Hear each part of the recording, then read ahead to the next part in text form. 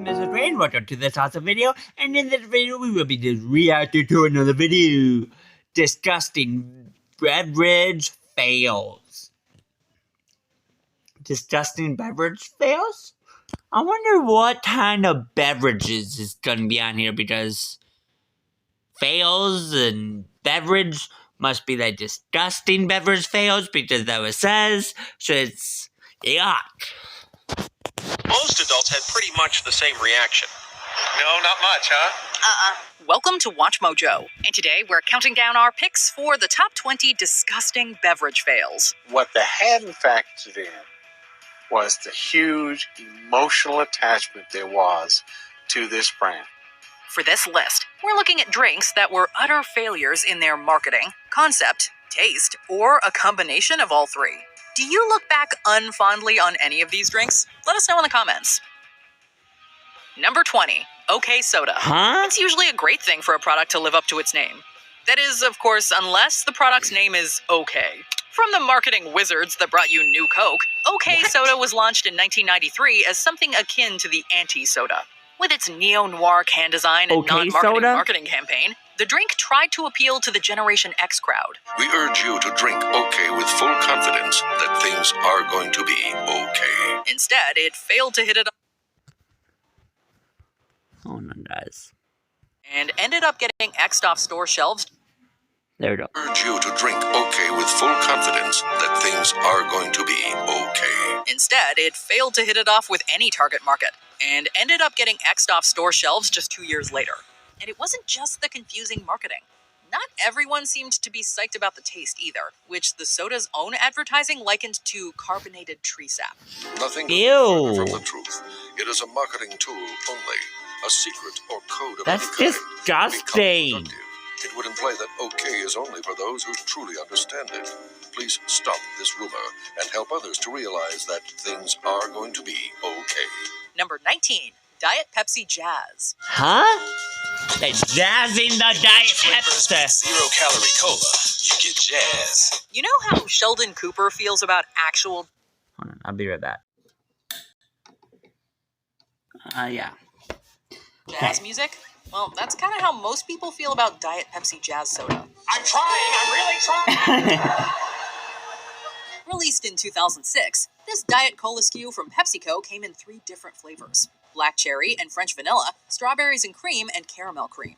The tagline at launch hailed Jazz Soda as the new sound of cola, but apparently it was a sound that many folks did not want to hear. According to one blogger review from back in the day, the drink tasted okay, although the strawberries and cream flavor had a, quote, very noxious fake strawberry odor. There Ew. were those who probably liked it, but like real jazz, they were apparently in the minority.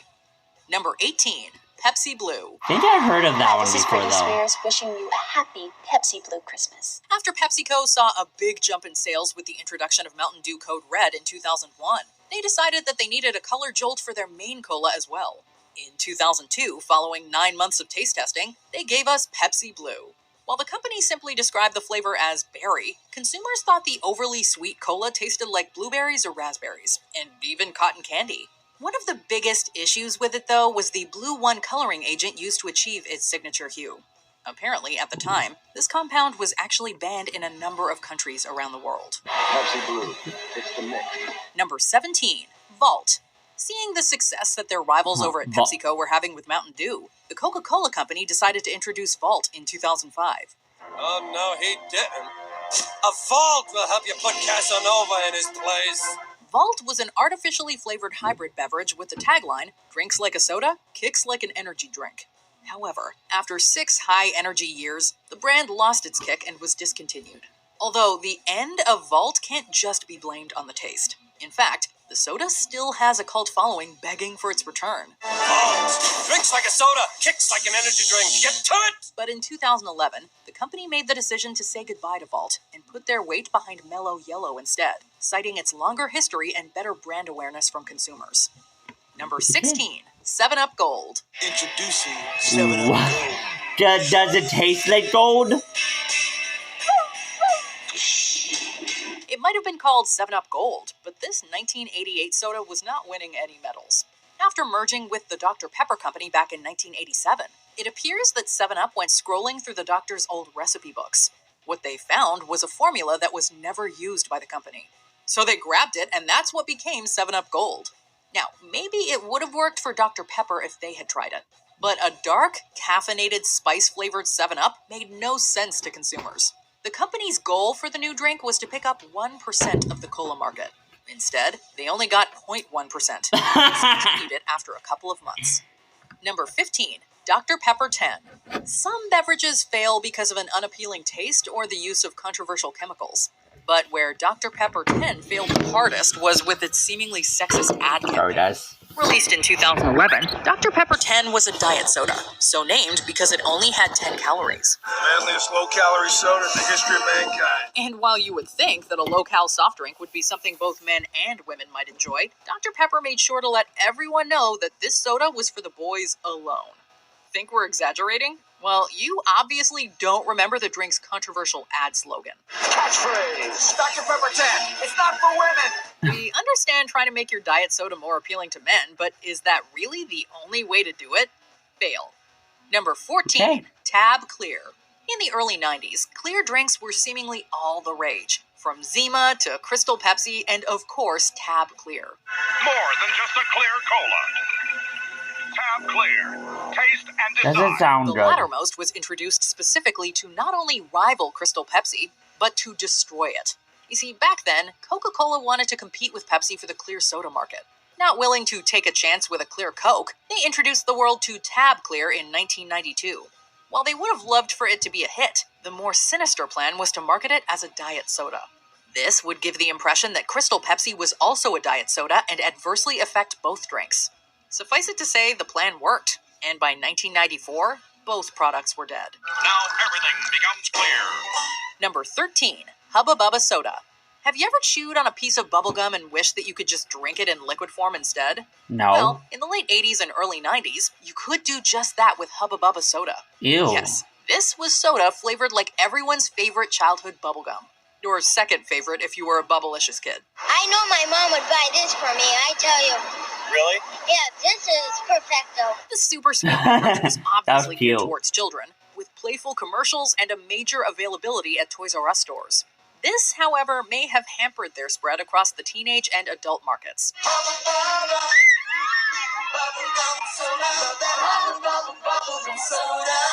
While the soda had some initial success, just like the flavor of the Hubba Bubba gum, it disappeared pretty quickly. Number 12, Dr. Pepper Red Fusion. In 2002, Dr. Pepper did something they had never done before in the over 100-year history of the company. They introduced a new flavor. So come on, partner. Let's ride. And while Red Fusion came with a lot of hype and a big marketing campaign, it certainly wasn't, as opposed to the original, what the doctor ordered. Looking back at some online comments from the time, people called it everything from nothing special to disgusting. You think I'm playing? Yeah. Try it. We'll see who's playing. Sure, there were those that dug the cherry-flavored soda, but obviously not enough given that declining sales led to it being discontinued within a year or two. Number 11, New Coke. Introduced in the 1880s, What's different Coca-Cola from was almost Coke 100 and New years Coke? old when the company decided they needed to tweak the formula of the world's most popular soda. In 1985, with blind taste tests supposedly indicating that consumers preferred the sweeter Pepsi, the company rejigged their flagship cola and gave the world New Coke. And guess what? A lot of people liked it. It's a Coke. Coke is it. But there were also plenty who didn't, especially in the southern parts of the US, and they did well to make their concerns known. It'll shake up the world. It's the way it should be. It's just how you feel when you know it's for real. The real thing wasn't real anymore, and it took just 79 days for the company to announce the return of the original formula. Number 10, the Thanksgiving Dinner Holiday Pack. Jones Soda has managed to coexist with the heavyweights by carving out a niche for themselves with their unique photography-based bottle designs and willingness to embrace odd flavors. Yes, they offer up standards like root beer and cream soda, but they also do unusual flavors like peanut butter and jelly, chocolate, and foo-foo berry. It's the specialty in holiday releases where things get really odd. The 2007 Gingerbread Man flavor? That we can get behind. This Thanksgiving sampler? Not so much. The 2005 National Pack comes with the following flavors: turkey and gravy, Brussels sprouts with prosciutto, cranberry, wild herb stuffing, and pumpkin pie. The 2006 variety added an antacid flavor. Yikes, not exactly refreshing. Number 9, Maxwell ready-to-drink coffee. Introducing a beverage that nobody needed. Making coffee simple. Add hot water to ground coffee beans in a filter and voila! Alternatively, stop at a drive-thru on your way to work. If you're really pressed for time and don't care about quality or taste whatsoever, instant coffee can be made, well, instantly. With these options available, taking coffee and putting it in a cardboard carton to then be poured out into mugs and reheated in the microwave had no justifiable reason to exist. In the end, it wasn't quicker or more convenient, and it certainly did not deliver a superior taste to a fresh brewed pot. You know the secret to my cappuccinos, muchachos? No, what? 100% goat milk. Number 8, Pepsi AM. Sure, Maxwell House kind of blew it, but when it Pepsi comes to AM? revolutionizing the concept of the morning beverage, there have been far more spectacularly bad ideas. There are a lot of people who struggle to face the day without a morning dose of caffeine. Hoping to cash in on this demand, and maybe even convert some coffee drinkers, Pepsi unveiled Pepsi AM in 1989. To be clear, this wasn't some revolutionary new type of beverage. It was good old-fashioned Pepsi Cola with the caffeine level jacked way up. You're all hopped up on the caffeine. I feel like I'm talking a little faster, but it's very hard to tell. Your stomach is churning at the thought of starting your day with soda. That should say $75 for a pop! $75 for a pop?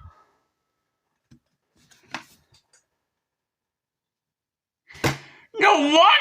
The price is disgusting. You are not alone. It was discontinued just 1 year later. What? No wonder. Number 7. Who can afford that? It was only a matter of time before the leading soft drink manufacturer made an appearance. Bio I'm is double a checking. flavored soda. You are not and Pepsi Cola with the caffeine.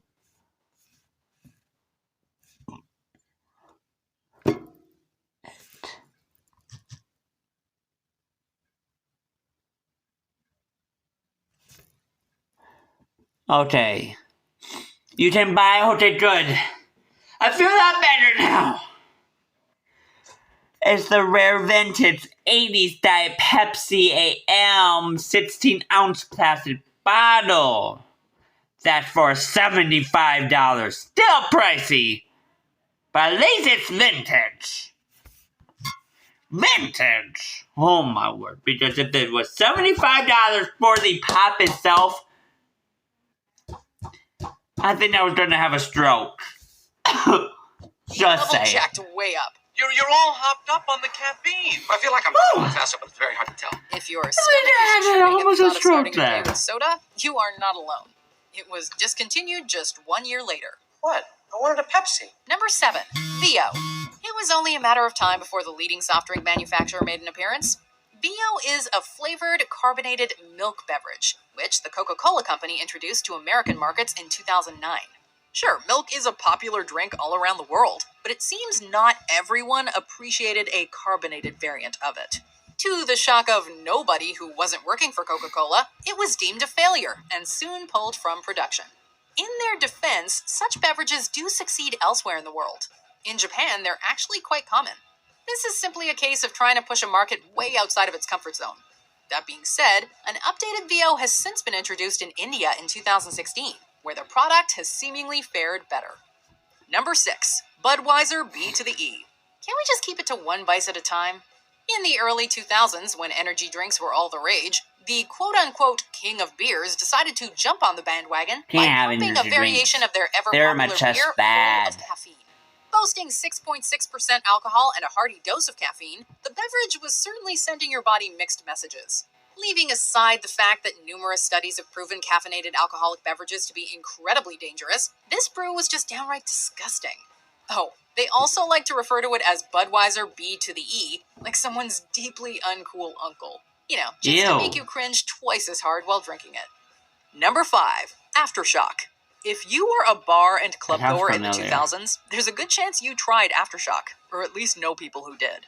Whether you liked it or not probably depended on how you felt about fruity alcoholic drinks, as Aftershock came in multiple flavors, including cherry, raspberry, and coconut. Usually done as a shooter, this malt liquor has been described by some as, quote, mouthwash with a different label. So it's a bit easy to see why it wasn't a huge success. It's not meant for mortal men. Neither was Omaha Beach, Blondie. Stop trying to scare us. Come on. Due to its 30 to 40% alcohol content and the cool fire shots, Aftershock gained a loyal following among the younger party crowd of the aughts. But even they said their goodbyes once energy drinks entered the market. Number 4, True Blood. For starters, can you say false advertising? This carbonated beverage is not in fact blood, human or otherwise. It is, Good. however, a tie-in to the hit HBO series True Blood, and the blood beverage that the vamps in the show consume to quench their insatiable thirst. Don't drink the blood. For die-hard fans of the series, this remarkably accurate-looking replica is sure to get their hearts pounding. Unfortunately, the marketing department decided to treat this beverage as more of a collector's item than a viable product, slapping on a hefty price tag that scared away many would-be faux vampires. Oh, and did we mention that most bloodsuckers in the show couldn't stand the stuff? Not exactly a great endorsement. Number 3, Ranch Dressing Soda. Like Jones, Ew! Fixins is known for taking soda pop to strange and often exciting new places. This soda is without a doubt meant as a novelty, but it makes you stop and wonder, how far is too far? It smells like straight up. Why would you put ranch Their at concoctions these? are bizarre, but nonetheless inspire a desire to give them a try. Take bacon, PB&J, and pumpkin pie. Ranch flavor, on the other hand, the mere thought of it makes your stomach do somersaults. Based on their advertising, weird is clearly the angle they were going for. Lester let loose on this one. This particular flavor, we wish they hadn't been so successful in achieving that goal. The smell is apparently repulsive, and the flavor has been described as, at best, unremarkable. Number 2, Coca-Cola Black. How do you connect with trendy young adults? How about making a mysterious black edition of your cola? Sure, that's great and all, but if you really want to get the people talking, you better drop a letter and randomly capitalize the K. Silly branding aside, Coca-Cola Black just didn't work. Why? It's Coca-Cola and something called coffee essence. Because its whole gimmick was that it was coffee flavored. Consider Ew! Coca-Cola's own attempt to capture the coffee drinking market. It kind of reminds me of Coffee flavored Coke? onto the floor. They gave it a sophisticated looking bottle that screamed flavored coffee and hoped to connect with the masses. Connect, they did not. It earned a few devotees, but mostly people preferred to keep their coffee and cola separate. It only lasted 2 years. Before we continue, be sure to subscribe to our channel and ring the bell to get notified about our latest videos. You have the option to be notified for occasional videos or all of them. If you're on your phone, make sure you go into your settings Yeah, don't and switch subscribe to on them. notifications. They're awesome. I love them. Number 1, cocaine. This drink promised serious levels of energy and was not afraid to invoke highly addictive illicit drugs to make that clear. The can even featured a font that looked like bumpy lines of white powder. The marketing was so problematic, the FDA actually had it banned on the grounds that Redux Beverages was, quote, illegally marketing the drink as both a street drug alternative and a dietary supplement. We're just asking the business owners to take this drink off their shelves. They compromised and rebranded it as No Name before eventually reverting back to the original name. Branding aside, this drink is also a bad idea for consumers.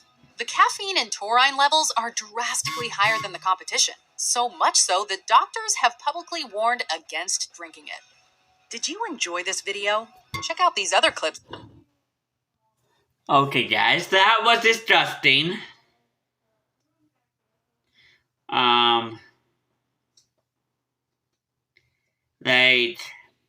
Disgusting. But as if you guys are new to the channel, please subscribe, don't forget to like, and I just hope to see you guys on next time. Goodbye.